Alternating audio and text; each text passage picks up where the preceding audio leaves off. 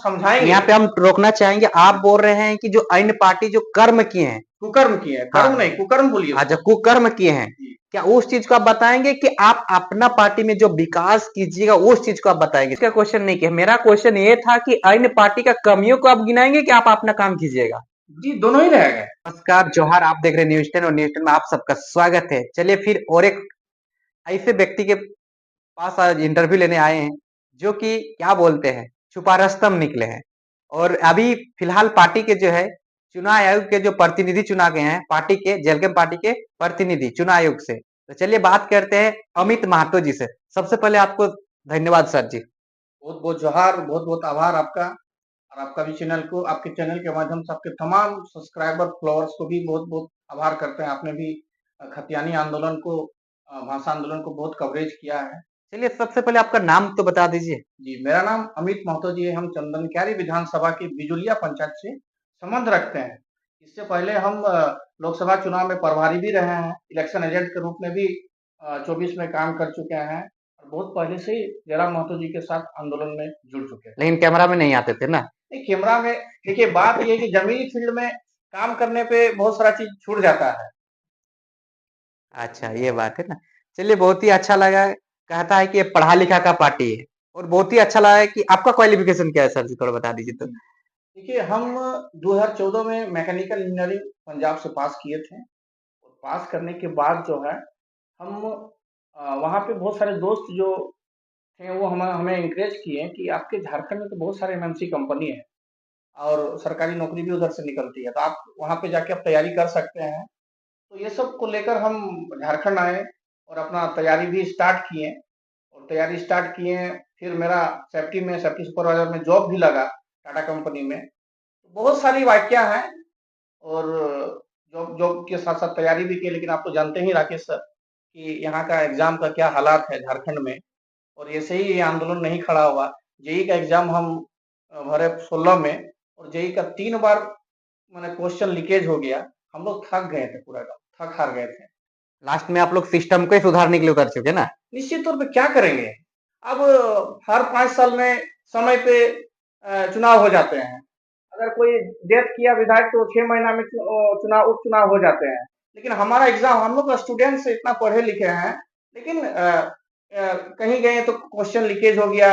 Exam देने की इतना हमारे मम्मी पापा के पास उतना पोटेंशियल क्षमता नहीं था। हम लोग किसान वर्ग से बिलोंग करते हैं, और उनके पैसे से किसी प्रकार से तैयारी वारी करते थे। लेकिन आप रांची गए एग्जाम देने के लिए, इतना पैसा खर्चा करके, पता चला कि एग्जाम दे के आए घर में तो पता चला क्वेश्चन ही लीकेज हो गया।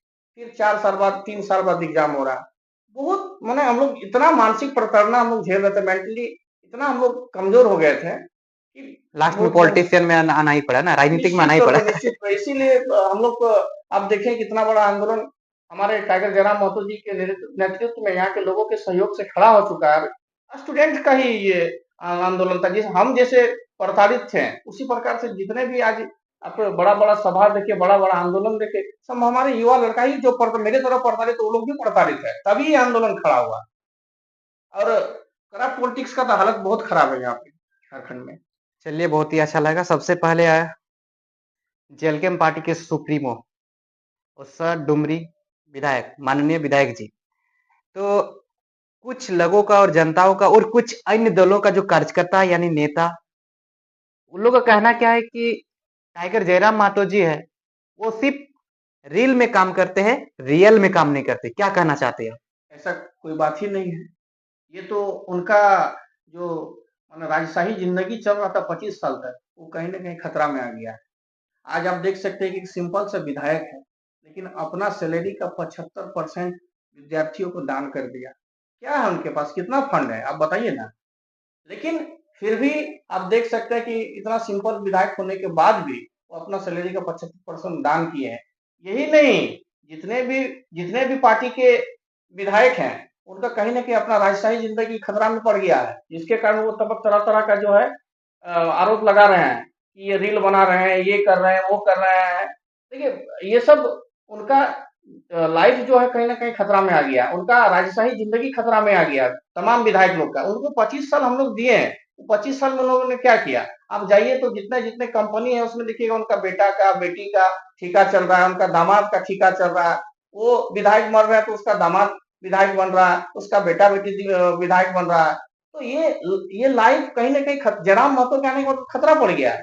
जिस कारण से वो तरह तरह का आरोप लगा रहे हैं, विपक्ष हो या पक्ष हो, सभी लग गए हैं कि जयराम महतो को कैसे खत्म करेंगे, नहीं तो वो हमारा आने वाला जो लाइफ है, हमारा जो बाल बच्चा का जो भविष्य है, जो हम अपना बेटा बेटी का इतना जो 8 पीढ़ी 10 पीढ़ी के लिए पैसा कमा दे रहे हैं, वो भी कहीं ना कहीं खत्म हो जाएगा। ये सब चल रहा है, इसीलिए आरोप लगा रहे हैं लोग। चलिए एक विधानसभा की बात करते हैं, जिस विधानसभा में हम भी बिलोंग करते हैं और आप भी बिलोंग करते हैं। जिस विधानसभा यानी चंदनकियारी विधानसभा क्षेत्र है, चंदनकियारी विधानसभा क्षेत्र जो अभी चुनाव हुआ 2024 में, उस चुनाव में हम जो जेएलकेएम पार्टी का जो वोट था वो कहीं ना कहीं सेकंड पोजीशन में थे। तो क्या 2029 में क्या आप लोग का कुछ नया रूप देखने को मिलेगा? जी, निश्चित तौर पर चंदनकियारी विधानसभा में आप देख सकते हैं कि दो महाशक्ति थे। चाहे आपका जो सिटिंग विधायक थे 24 में अमर बावरी जी और उमाकांत रजक जी, दोनों महाशक्ति जिसको बोलते हैं वही थे। और हम लोग कहीं न कहीं सिस्टमैटिक प्रोसेस में नहीं थे। इस करप्ट पॉलिटिक्स, भ्रष्ट पॉलिटिक्स में कहीं एडजस्ट नहीं कर रहे थे। हमारा उस तरह का बूथ कमेटी नहीं था, हमारा उस तरह का पंचायत कमेटी नहीं था। लेकिन फिर भी हम लोग आप देख सकते हैं कि सेकंड पोजीशन में नेता प्रतिपक्ष अमर बावरी को पीछे करते हुए हम लोग सेकंड पोजीशन में घुसे हैं। तो कहीं न कहीं जनता त्रस्त है पॉलिटिशियन में।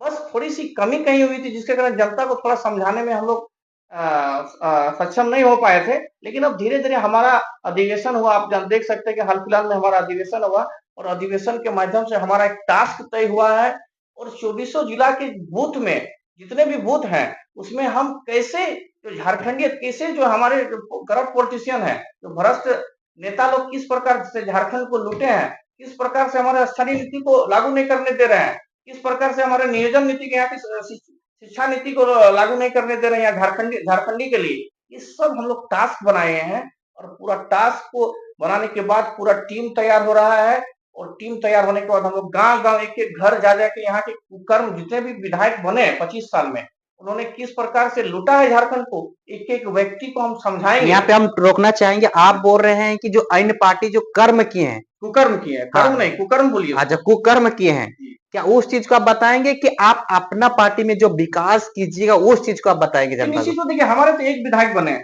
एक विधायक बने, उसमें से जयराम महतो जी ने अपना 75% डोनेट किया, जो उन्होंने वादा किया था। तो आप समझिए कि जब हमारे जयराम महतो जी मुख्यमंत्री बनेंगे या जिस बेस पे वो आंदोलन किए या जिस बेस पर वो चुनाव लड़े वो चुनाव के माध्यम से वो विधायक बने। और हम इस चीज का क्वेश्चन नहीं किया, मेरा क्वेश्चन ये था कि अन्य पार्टी का कमियों को आप गिनाएंगे कि आप अपना काम कीजिएगा? जी, दोनों ही रहेगा। हम तो वही चीज बोल रहे हैं कि हम अभी 75% डोनेट किए, हम अपना उपलब्धि बताएं और मुख्यमंत्री अगर हम बनते हैं तो निश्चित तौर पे हमारा जो मुद्दा है स्थानीय नीति, नियोजन नीति, इस पर मेरा पहला फोकस रहेगा। या झारखंड के लोगों को कैसे हम नियोजन दिलाएंगे, ये मेरा फोकस रहेगा। और झारखंड के लोगों को ये भी बताएंगे कि जो 25 साल हम जिस विधायक को यहाँ पे दिए, वो मात्र 15 बाहरी विधायकों के चपेट में आकर उन लोगों ने सिखाया बाहरी विधायकों ने हमारे झारखंड के विधायकों को कि अभी आप कमाइए, पैसा कमाइए, अपना बाल बच्चों का भविष्य देखिए, ठीका चलाइए और यहाँ के फिर जब चुनाव आएगा तो मैया सम्मान योजना जैसा कुछ फेंक देंगे, हड्डी फेंक देंगे, फिर से हम सत्ता में आ जाएंगे। तो वो सब भी बताएंगे यहाँ के लोगों को, तभी ना फिर हम लोग उस चीज को अचीव कर पाएंगे। क्योंकि यहाँ पे इतना बड़ा आंदोलन आज आप देख सकते हैं, सभा इतना बड़ा सभा हुआ जयराम महतो जी का, लोग अपने से जा के पैसा लगा के सभा कर रहे थे, अपने से पैसा लगा के कहाँ दूर जा रहे थे। ठीक है, आप बोले कि पैसा लगा करके सभा कर रहे थे। मेरा आप यहाँ एक क्वेश्चन है जो कि उस व्यक्ति का हम नाम नहीं बोलना चाहते, लेकिन जहां से जयराम जी विधायक है उसी क्षेत्र का, यदि बोला जाए तो उसी क्षेत्र का वो है, एक बेटा है, उसका कहना क्या है कि जयराम महतो का जो टेंट बना है वो कहां से है? 20 लाख पैसा खाली जनता को बुड़बक बना रहा है। इतना बड़ा टेंट, जब मेरा पापा विधायक थे तो इतना बड़ा टेंट नहीं बना पाया। तो आप क्या कहना चाहते हैं, बोलिए। आप समझिए, उसका पापा विधायक नहीं बने, वो शादी किए, जिनका नाम आप लेना चाह रहे हैं वो हाल फिलहाल में शादी किए, माननीय पूर्व मंत्री जी के पुत्र हैं, शादी किए, 20 लाख का बात कर रहे हैं। 3 करोड़ रुपया शादी में खर्चा हो गया, जाके देखिए, पता कीजिए। तो उसका पिताजी 3 करोड़ खर्चा किए, उसका पिताजी पैसा कहाँ से आया? उसका पिताजी मंत्री थे, हाँ, फिर विधायक थे, हाँ, तो नेसेसरी तो उतना खर्च होगा ही उसका। यही तो बात है, यही तो लड़ाई है कि इतना विधायक का जो पेमेंट होता है, आप आंकड़ा कीजिएगा 5 साल में उतना पैसा नहीं जाता है। इतना पैसा कहाँ से उसके पास आ गया, यही तो हम जानना चाहते हैं कि आज पूरे झारखंड में जो आज इतना पैसा खर्चा पड़ रहा है, आप देखिए ना कितना विधायक का पेमेंट, इतना पैसा 4 करोड़ रुपया खर्चा कर दिया, और भी कितना खर्चा कर रहा है। चुनाव में तो हालत देखते ही करते हैं, दारू से लोगों को बने पूरा समाज को गंदा कर दिया है लोग। जहां तक 20 लाख का बात बोले तो आदरणीय माननीय राज्यपाल जी आ रहे हैं, जो झारखंड के प्रथम व्यक्ति होते हैं, तो वो उनको कहाँ रखेंगे। वो तो हमारे जो जिला प्रशासन थे उनके द्वारा ये खर्चा किया गया था, तो उनके सम्मान में जिला प्रशासन का वो तैयारी अच्छा, था, वो जयराम माधो जी का तैयारी नहीं था। जिला प्रशासन के द्वारा खर्चा किया गया था कि जो ये लोगों का सहयोग भी था?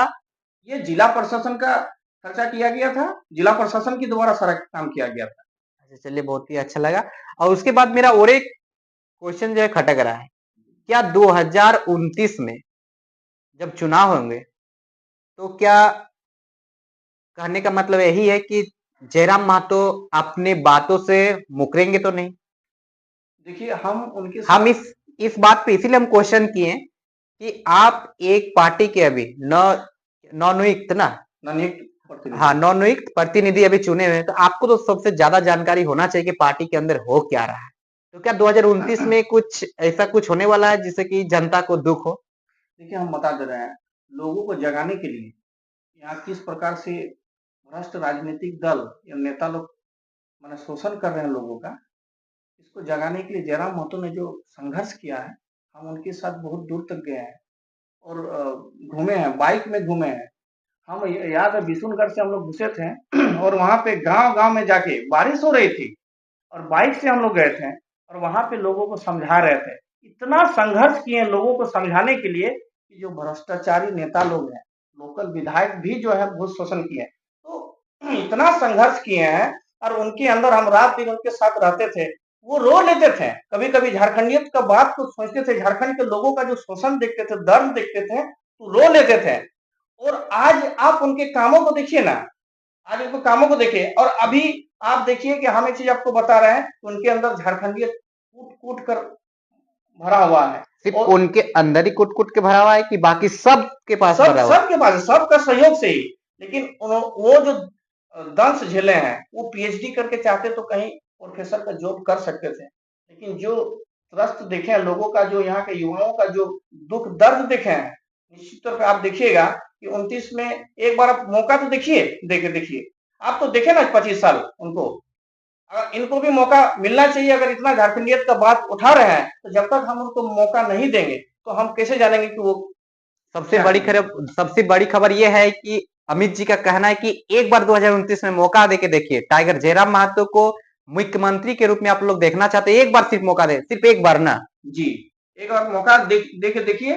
वो आपको बता दे रहे, एक बार मौका देने के बाद आने वाला 50 साल में जेएलकेम पार्टी को कोई उठा नहीं पाएगा।